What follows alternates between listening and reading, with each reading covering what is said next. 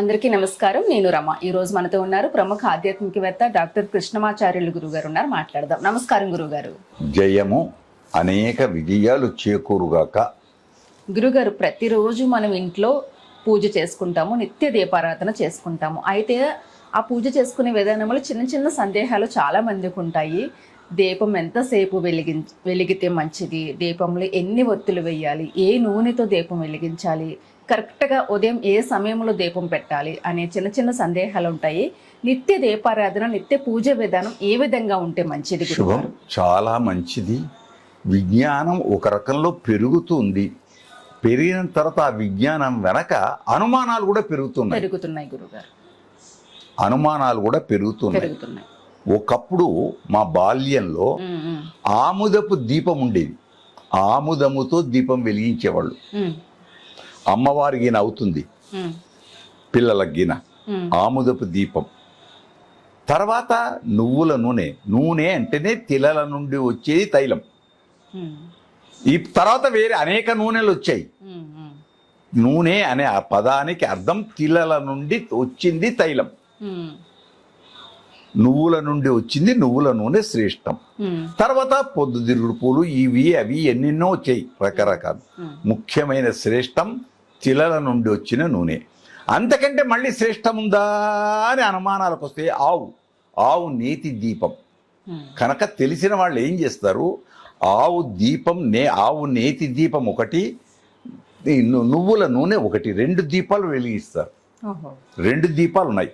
కాకపోతే ఆలయంలో మాత్రం నేతి దీపమే శ్రేష్టం. దేవాలయాల్లో ఆవు నేతి. అంతేనా?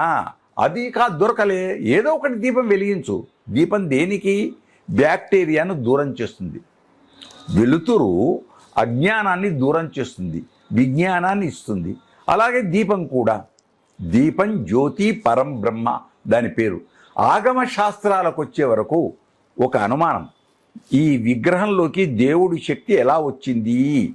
విగ్రహం ఉంది, ఆ విగ్రహంలోకి దేవుని అనేటప్పటికి అక్కడ అనుమానాలకు ఒకటి అంటాడు, దీపాత్ దీపాంతరమివా. ఒక దీపము నుండి మరొక దీపం ఎలా వెలుగుతుందో అలా లక్షల దీపాలు, కోట్ల దీపాలు, కోట్ల దీపోత్సవం చేస్తున్నాం. కానీ బాగుంది, మంచిది. దాని నుంచి వచ్చే పొగ 1,000,000 దీపాలు మంచిది, 10 కోట్ల దీపాలు మంచిది, లక్షల కోట్ల దీపాలు మంచిది. కానీ దాని నుంచి వచ్చే ధూమం ఉంది, వాతావరణ కాలుష్యం కాకూడదు. కాకూడదంటే ఏం కావాలి? ఔషధీ గుణాలు ఉండాలి.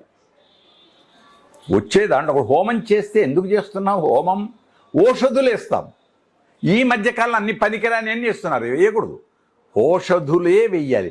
ఆ ఔషధుల నుంచి వచ్చే ధూమం ఏం చేస్తుంది? బ్యాక్టీరియాను నశింపచేస్తుంది. అందుకే నువ్వుల నూనె ఇది. అలాగే వత్తులు ఉన్నారు, అందుకు 1,000,000 వత్తులు, 10, 11 వత్తులు, 5 వత్తులు, ఎన్నెన్నో వచ్చాయి. ఇవన్నీ రాను రాను ముఖ్యమైనవి 2 వత్తులు. కానీ మంత్రం దగ్గరికి వచ్చారు, సాధ్యం త్రివర్తి సంయుక్తం 3 వత్తులు అని చెబుతున్నారు. కానీ లోకంలో ఆచారం లక్ష్మీనారాయణ రూపంలో, పార్వతీ పరమేశ్వర రూపంలో 2 వత్తులు శ్రేష్టం. వాళ్ళు చెప్పింది కాదని కాదు, శాస్త్రాన్ని మనం తప్పుపట్టడం కాదు. ఆచారాలు శాస్త్రాలు అనేకములు ఉన్నాయి, అవన్నీ వాటికి వదిలిద్దాం. ఇక్కడ మన దగ్గరికి వచ్చే వరకు మాత్రం ఇంట్లో చేసుకుని వచ్చేటప్పటికి నీకు ఉన్న దానిలో ఎంత ఉంటే అంత 2 సార్లు మాత్రం ముఖ్యంగా వెలిగించు. ప్రాతః సాయం, ఉదయం సాయం దీపాలు ఇంట్లో దేవాలయంలో ఉంటే ఆరోగ్యం సౌభాగ్యం. అంతేనా? వెలిగించేత స్త్రీలు ఏం చేసేవాళ్ళు ఇప్పుడు మర్చిపోతున్నారు కొంత. దాన్ని వెంటనే కుంకుమ తిలకం ధరించి దీపానికి ఉంచి దాను మళ్ళీ ఆ మాంగళ్యాన్ని కంటికి అద్దుకునేవాళ్ళు. సంధ్యాదీపం నమోస్తుతే, సంధ్యాదీపం నమోస్తుతే. ఎందుకు సంధ్యాదీపం? అంధకారం నుంచి వెలుతురులోకి వస్తుంది సాయంత్రం. కాబట్టి సాయంత్రం ఉండే సూర్యుడు తన శక్తిని అగ్నిలో ఉంచిపోయాడన్నాడు కాళిదాసు. కాళిదాసు ఊరికి చెప్పలే. దినాంతే నిహితం తేజ సవిత్రేవ హుతాశన. ఆయన సూర్యుడు పోలే ఉంటాడు, కానీ ఇక్కడి నుంచి అక్కడ వస్తా ఇంకో రాష్ట్రం ఇంకో దేశం పోతుంటాం. పోయినప్పుడు ఎక్కడికి పోయింది అది? ఆ దీపం, ఆ శక్తి అంతా దీపంలో ఉంచిపోయాడు. దినాంతే నిహితం తేజ సవిత్రీవ హుతాశన. అలానే కొడుకు ఇక్కడ చెప్పేటప్పుడు చూడండి, తండ్రి యొక్క నుంచి సంస్కారం వచ్చేది కొడుకు. ఎట్లా వచ్చింది? దీపం నుంచి దీపంకి వచ్చింది, శక్తి నుండి శక్తి. ఇలా ఎన్ని చెప్పుకున్నా తక్కువే. కనుక దీపం అనేది అజ్ఞానాన్ని తొలగించే విజ్ఞానం. ఆ దీపాలను వెలిగిద్దాం, ఆరాధిద్దాం, శ్రేయస్సును పొందాం. ఇక్కడ మళ్ళొక్క అనుమానం, మళ్ళీ చనిపోయిన తర్వాత కూడా శిరస్సు దగ్గర దీపం పెడతాం, ఒంటి దీపం. ఎందుకు పెడుతున్నాం? కొండెక్కింది, దీపం మలిగిపోయింది అన్నారు. కొండెక్కి ఆత్మ లోపలుండే శివతత్వం, లోపలుండే ఆత్మతత్వం, ఆ పరమాత్మతత్వం తన స్థానానికి తాను వెళ్ళిపోయింది. ఆ చిన్నంగా అక్కడ ఆరాధన, అక్కడ సంస్కారం చేసి వచ్చి ఇక్కడ దీన్ని దూరం చేయడం, ఆ 10 రోజులు జ్యోతిని పెట్టి ఆరాధించడం, ఆ వెలుతురు ఆ పితృదేవతల యొక్క ఆశీర్వచన రూపంలో కనుక మన యొక్క సంస్కృతి విశాలమైంది. భారతీయ సంస్కృతి, మన శాస్త్రాలు చాలా విశాలమైనవి, ఎంత చెప్పినా తక్కువే. కనుక ఆ దీపం జ్యోతి పరబ్రహ్మకు ఒక నమస్కారం చేసి ఆరాధించడం శ్రేయస్కరం. శుభం. చేసుకునే పూజలు అయితే 2 ఒత్తులు సరిపోతుంది హాయిగా. దాంట్లో చేసి ఒక ఒత్తు చెయ్యాలి కదా.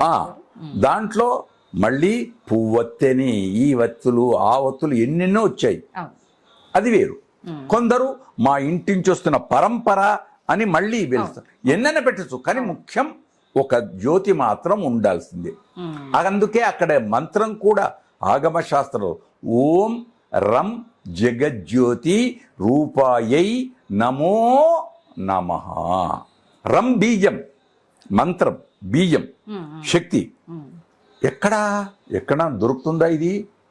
సతీదేవి దక్షుని చేత అవమానింపబడి తన కాలి బుర్రవన వేర్లు భూమి మీద ఇలా అంది.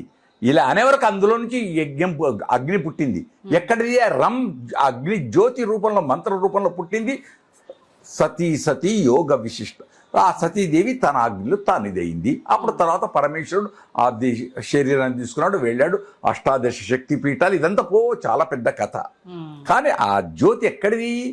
తనలో ఉండే యోగ జ్యోతి ఆ శక్తిని రచించింది. కనుక ఓం రం జగజ్యోతి రూపాయై నమో నమః అని నమస్కారం చేస్తే ఒక బ్రాహ్మడికి అందిస్తున్నాం. మంత్రం లేకున్నా సరే దీపం జ్యోతి పరంబ్రహ్మ అని నమస్కారం చేస్తే చాలు, జయం. అంతేనా? ఇంకా దీపావళికి వచ్చేవరకు ఇంకా విషయం. దీపావళి దీపముల యొక్క వరస అది. ఆ కాలానికి బ్యాక్టీరియా వస్తుంది. ఆ కాలంలో ఆ బ్యాక్టీరియా దూరం చేయడానికి ఆ దీపం ఎప్పుడైతే ఉంటుందో దాన్ని ఆకర్షించి కీటకాలు వచ్చి పడతాయి. కీటకాలు వచ్చి దానిలో పడుతుంటాయి. అవి అంతే. కనుక దీపావళి శ్రేయస్కరం. అమావాస్య నాడు దీపావళి, అది జ్యోతే, ఇది జ్యోతే, అది జ్యోతే. కనుక దీపము యొక్క వైశిష్ట్యం అపూర్వం, అనంతం. ఎంత చెప్పినా తక్కువే. అది వైభవంగా హారతుల రూపంలో ఇస్తారు. చూడండి, ఆడపడుచు ఇచ్చేది హారతి.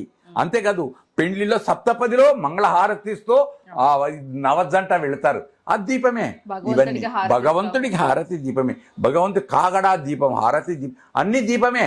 అగ్ని పంచభూతాల్లో గొప్పది, ఆనందం, శుభం.